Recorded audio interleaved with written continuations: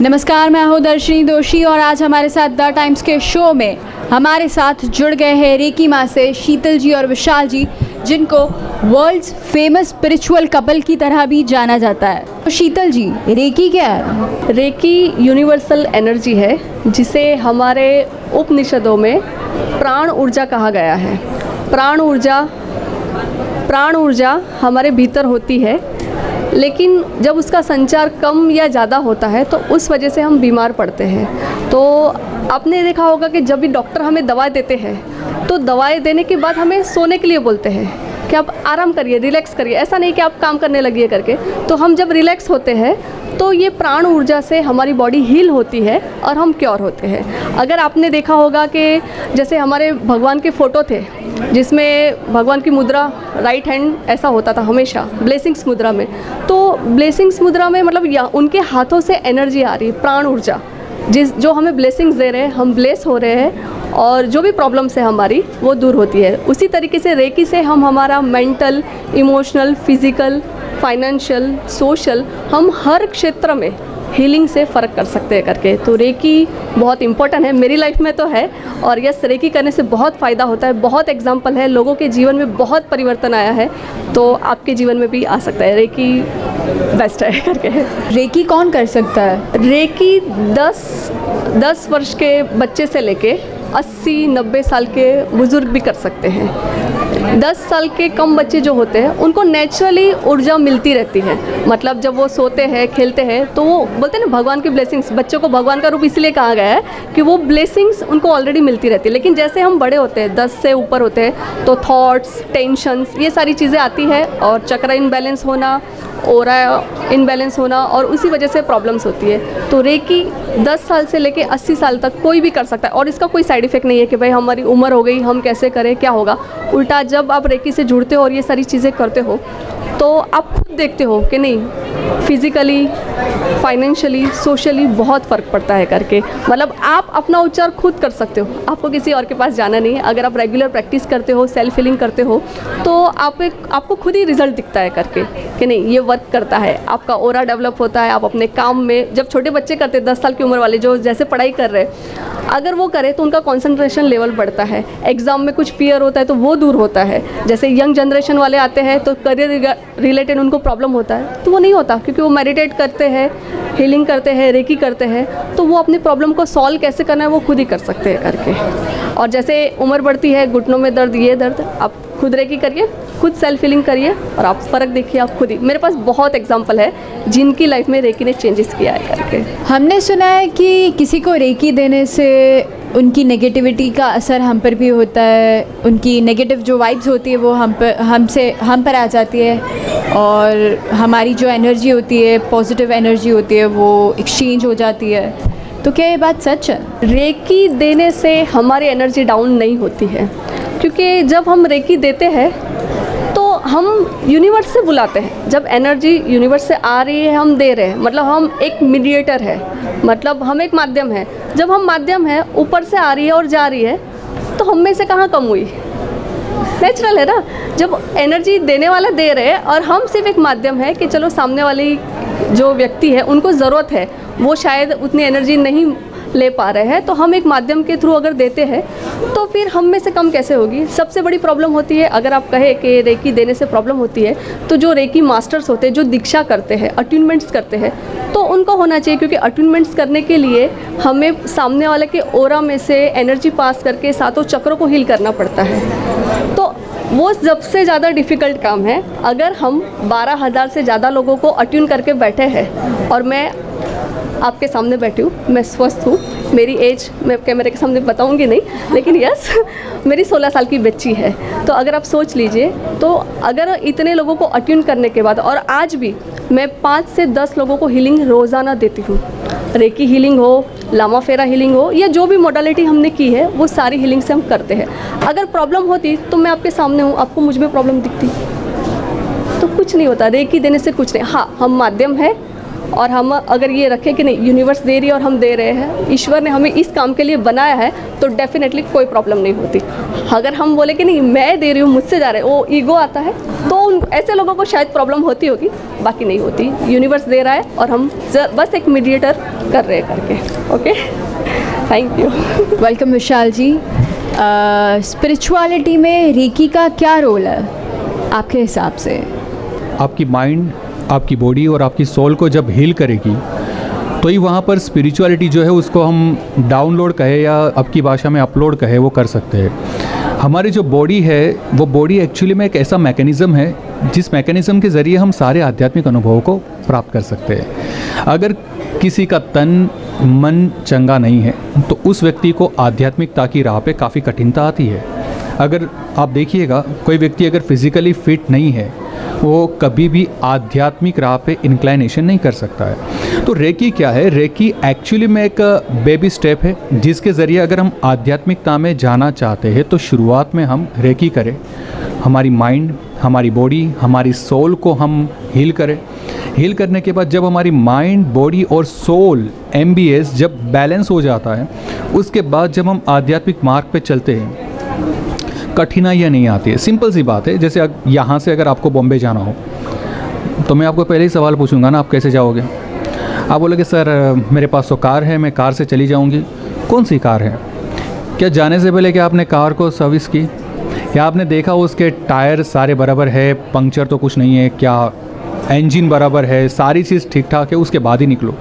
आपको कहीं डेस्टिनेशन पे पहुंचना है उसके पहले आप कार की सर्विसिंग करते हो। तो आध्यात्मिकता के डेस्टिनेशन पे पहुंचने के लिए आपका जो शरीर है उसके अंदर का जो सॉफ्टवेयर है, माइंड है, सोल है, उसकी भी तो मरम्मत होनी ज़रूरी है, लाजमी है। इसलिए स्पिरिचुअलिटी की शुरुआत रेकी से होती है। जी विशाल जी, क्या स्पिरिचुअल डिसऑर्डर होता है? अगर आप फिज़िकल डिसऑर्डर की बात करते हो, आप मेंटल डिसऑर्डर की बात करते हो, तो स्पिरिचुअल डिसऑर्डर भी हो सकता है। एक सिंपल सी बात है, जब हम फिज़िकली ठीक नहीं है, अगर हम फिज़िकली ठीक नहीं है तो फिज़िकल डिसऑर्डर आपने देखा रहेगा, कोई आदमी बीमार हो गया, पैरों में दर्द है, कफ, कोल्ड, पेट में दर्द। मेंटल डिसऑर्डर में एंजाइटीज़, डिप्रेशन, बहुत सारी mental problems, even though social issues भी आपको पता होगा, सोशल एलिमेंट में आदमी नशा करता है, दारू में है, तो सोशल डिसऑर्डर।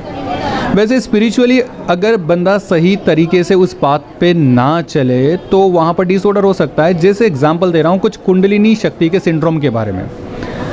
आदमी का शरीर अगर ठीक ना है, शरीर मेंटली, बॉडी दोनों तरीके से अगर वो फिट नहीं है, तो उस वक्त अगर वो स्पिरिचुअलिटी करता है तो वो अपार असीमित ऊर्जा, चाहे वो यूनिवर्स से आए, चाहे वो इलेक्ट्रिसिटी उसकी कुंडलिनी से जागृत हो, वो बॉडी जब उस शक्ति को संभाल नहीं पाएगी तो ऑब्वियसली डिसऑर्डर होगा। जैसे कि एंजाइटीज़ हो जाना, पैनिक हो जाना, किसी किसी को स्किन पे रैशेस आ जाना, घबराहट शुरू हो जाना, ये सारे सिम्टम्स है। और ये कुंडलिनी सिंड्रोम्स होते उसी को है जो व्यक्ति हील नहीं है, जो व्यक्ति फिज़िकली फिट नहीं है और वो बड़े बड़े स्पिरिचुअलिटी के जो मेडिटेशन या ध्यान करने की उसने आरंभ कर दिया। आपने देखिएगा इवन स्वामी विवेकानंदा जी ने भी बहुत बार ये कहा है कि ये एक यंत्र है जिसके ज़रिए हम आध्यात्मिकता की राह पर पहुंचते हैं। तो स्पिरिचुअल सिंड्रोम, कुंडलिनी सिंड्रोम या स्पिरिचुअलिटी में डिसऑर्डर तभी हो सकता है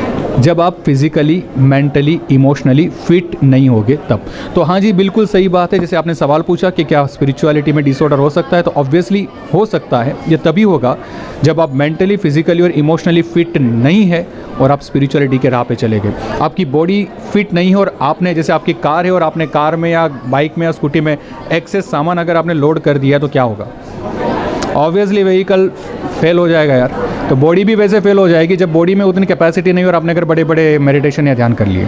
और ये जो 7 चक्र कहा जाता है वो असल में है भी या फिर ये एक मिथ है? देखिए, मिथ उनके लिए होगा जो इस चीज़ पे विश्वास नहीं रखते हैं।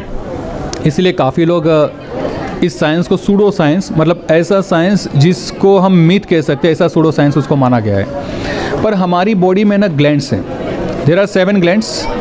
अगर ऊपर से देखें तो पिट्यूटरी ग्लैंड है, पीनियल ग्लैंड है, आगे अगर देखें तो थायराइड है, थाइमस है, पैनक्रियास है, एड्रिनल ग्लैंड है। तो जितनी ग्लैंड्स है और जहाँ जहाँ ग्लैंड सिचुएटेड है उसी जगह पर ना चक्र है। ग्लैंड्स क्या करती है? ग्लैंड्स हार्मोन्स क्रिएट करती है। ग्लैंड्स ऊर्जा का सोर्स है। तो ऑब्वियस बात है जिस जगह पर ग्लैंड है उस जगह पर चक्रा है, तो हम इसको मिथ तो नहीं बोल सकते। सो ऑब्वियसली मैं अगर बात कहूँ आपको तो इसको मिथ ना मानते हुए इसको अगर हम एक्सेप्ट करके इस चीज़ पे वर्क करें तो हमें काफ़ी शांति मिल सकती है जी। और ये स्पिरिचुअलिटी का जो कंसेप्ट है वो क्या पूरे वर्ल्ड में सेम है? देखिए, चीज़ें एक है, देखने का नज़रिया अलग अलग होता है। जैसे बात करें हम ध्यान की, जो वर्ड ध्यान है, जब ये ध्यान वर्ड चाइना में गया तो चाइना में ध अल्फ़ाबेट ही नहीं है, तो वो ध को न च बोलने लगे, चान। जब ये चाइना से जापान गया तो चाइना में जो च बोलते, जापान में च नहीं बोलते, वहाँ पर ज बोलते हैं। तो वो ध्यान का चांद से जान जैन हो गया। तरीका वही है, नाम बदल गए। अगर हम बात करें यहाँ भारतीय सभ्यता के बारे में, तो भारतीय सभ्यता में जो आध्यात्मिकता की जो डेफिनेशन है, जो व्याख्या की गई है जो हमारे संतों ने हमारी सभ्यता में, वैसे ही व्याख्या कुछ अलग तरह से, कुछ अलग प्रकार से यूरोप के अंदर जो जुडिज़म है, जो इसराइल जो कंट्री है, या हम बात करें इजिप्ट की, तो वहाँ पर भी ये चीज़ों को बताया गया है। ये चीज़ों को वहाँ पर भी अलग तरीके से बताया। जैसे हमारे भीतर कुंडलिनी शक्ति की बात करते हैं, वैसे ही जब हम इजिप्शियन हीलिंग मोडालिटीज़ की बात करें, हीलिंग या स्पिरिचुअलिटी की बात करें, तो वहाँ पर अंक ये वर्ड का यूज़ किया है। जब यही चीज़ को हम देखना चाहते हैं यूरोप के अंदर, तो वहाँ पर भी मरकाबा करके कॉन्सेप्ट है। सो तरीके अलग अलग है, नाम अलग अलग है, पर जो रिज़ल्ट है, जो परिणाम है, अल्टीमेटली सेम है। सिर्फ हमें मानना है, उस राह पे चलना है, चाहे कुछ भी हो। तो दृष्टिकोण अलग अलग हो सकता है पर राह एक है। आजकल प्राणायाम का कंसेप्ट आया है और लोग बोल रहे हैं कि प्राणायाम करना चाहिए। क्या ये स्पिरिचुअलिटी से जुड़ा हुआ है? देखिए, स्पेशली कोरोना के बाद प्राणायाम जो है वो काफ़ी फेमस हो चुका है। लोग भी आज भी, देखिए, नाक दबा के या ज़ोर ज़ोर से श्वास लेके प्राणायाम करना, मैं यहाँ पर किसी चीज़ को क्रिटिसाइज़ नहीं कर सकता हूँ, पर प्राणायाम क्यों ज़रूरी है? अगर एक सिंपल सा क्वेश्चन मैं आपको पूछता हूँ कि हमारे एटमॉस्फेयर में जो एयर है उसका कुछ प्रतिशत ऑक्सीजन है, अराउंड 20-21% ऑक्सीजन, राइट? जैसे अभी मैं श्वास ले रहा हूँ तो जो 100% हवा मेरे भीतर लंग्स में गई, क्या उसमें 100 में 100% क्या ऑक्सीजन होगा? नहीं, उसमें सिर्फ 20% ऑक्सीजन है। जब लंग्स में ऑक्सीजन जाता है तो वो ब्लड प्यूरिफाई करने का काम करता है। जब आप श्वास प्राणायाम नहीं करोगे तो जो हवा में जो 20% ऑक्सीजन है वो तो जब लंग्स में जाएगा तो लंग्स में आपको लगेगा कि देखो बहुत सारी हवा मैंने भर ली, या हवा जा रही है, मेरे भीतर ऑक्सीजन जा रहा है, तो ये पॉसिबल नहीं है। ऑक्सीजन 20% ही है, जो भी आप श्वास लोगे उसका 20% ऑक्सीजन ही आपके लंग्स में जा रहा है। तो जब आप प्राणायाम करते हैं तो अच्छी मात्रा में ऑक्सीजन आपके लंग्स में रिसीव होगे और अच्छा खासा आपका ब्लड प्यूरिफिकेशन होगा। अब नॉर्मली जो कोरोना के टाइम पे जो लोगों को प्रॉब्लम्स आई, जो ट्रबल्स हुआ, उसका सिंपल सा रीज़न था कि ऑक्सीजन लंग्स जो है उसकी कैपेसिटी तो है, पर ऑक्सीजन हमारे भीतर जो आता है वो सिर्फ 20% आता है। इसलिए pranayama should be the good habit. आप कैसे भी प्राणायाम करें, बट एक एडवाइस लीजिए, किसी अच्छे सलाहकार से कुछ एडवाइस लीजिए जो इस फील्ड में है। और मेरा मानना यह है कि अर्ली मॉर्निंग जब पॉल्यूशन लेवल कम होता है तब हर व्यक्ति को स्वस्थ रहने के लिए प्राणायाम करना चाहिए। अब क्या प्राणायाम का आध्यात्मिकता में, स्पिरिचुअलिटी में रोल है? तो वेरी वेरी इंपॉर्टेंट रोल। कोई भी ध्यान साधना करने से पहले प्राणायाम जो है वो एक बहुत इंपॉर्टेंट रोल प्ले करता है। इसलिए आप कभी गए रहोगे, इवन दो आप किसी भी सेशन में चले जाइए जहाँ पर आध्यात्मिकता की बात होती है, कहीं पर मेडिटेशन भी कराया जाता है, तो कहते 3 बार गहरी श्वास लीजिए, छोड़िए। अरे भैया, डॉक्टर के पास भी चले जाते, डॉक्टर क्या कहता है? गहरी श्वास लीजिए, डीप ब्रीथिंग करें। बिकॉज प्राणायाम, वहाँ पर भी आपने डीप ब्रीथिंग जब की तो आप क्या कर रहे हो? प्राणायाम ही कर रहे हो जी। शीतल जी, विशाल जी, आपका बहुत बहुत शुक्रिया। आपने अपना कीमती वक्त निकाला और टाइम शो को भी आपने अपना कीमती वक्त दिया, और साथ ही एस्ट्रो फेस्ट में आप आए, आपने अपना स्टॉल रखा और आपने सब अपना डिस्प्ले करा, उसके लिए thank you very much. Thank you so much time show, जिसने हमें एक अपॉर्चुनिटी दी हमें अपने आप को इस मंच पे एक्सप्रेस करने के लिए। सो टाइम शो का हम आभार व्यक्त करते हैं। इसके अलावा परंपरा एस्ट्रोफेस्ट एग्जीबिशन का भी हम from the bottom of the heart आभार व्यक्त करते हैं कि उन्होंने हमें एक अपॉर्चुनिटी दी कि हम लोगों को यहाँ पर आ कर के सर्व कर पाए और हम लोगों को बता पाए कि एक्चुअली में होलिस्टिक हीलिंग्स और बाकी कुछ अकल्टिज़म में नई नई चीज़ें क्या है। Apart from that Hetalben Shah, Kaushal sir और पूरी टीम को जिस तरह से इन्होंने ये पूरा का पूरा एग्जीबिशन एग्जीक्यूट किया, तो the grand salute for them. उनको मैं ढेर सारा प्यार और ढेर सारी शुभकामना। मैं चाहता हूँ कि वो इसी प्रकार से ऐसे एग्जीबिशंस करते रहे। मैं नहीं कहूँगा कि सिर्फ इसी चीज़ पर, अलग अलग चीज़ पर जो इनिशिएशन उन्होंने शुरू किया है, जो इनिशिएट अपने आप को उन्होंने किया है, तो मैं उनको ढेर सारा प्यार, ढेर सारी बधाइयाँ और लॉट्स ऑफ ब्लेसिंग्स के साथ हम अभिनंदन भी करते हैं कि सक्सेसफुल बहुत अच्छी तरह से किया है और आने वाले शोज़ भी आप इसी तरह से करते रहे। वी आर फ्रॉम रेकीमा बाय शीतल विशाल। जैसे कि आपने कहा कि स्पिरिचुअल कपल होलिस्टिक हीलर्स, हम चाहते हैं कि लोगों को एक होलिस्टिक सॉल्यूशन मिले, क्योंकि किसी एक मॉडलिटी का यूज़ करके हम किसी का सॉल्यूशन कर पाए, कभी कभार ऐसी सिचुएशन हमारे सामने नहीं होती है। सो हम लोग ट्राई करते हैं कि डिफरेंट हीलिंग मॉडलिटीज़ का एक ब्लेंड करके, एक मिक्सचर करके हम लोगों को एक अच्छा खासा होलिस्टिक सॉल्यूशन प्रदान करें। So once again thank you so much from रेकीमा बाय शीतल विशाल से, टाइम्स शो को और परंपरा एग्जीबिशन को, धड़कन इवेंट्स को। Thank you so much. God bless you. Hare Krishna. Reiki प्रणाम, आत्मा प्रणाम। Thank you so much.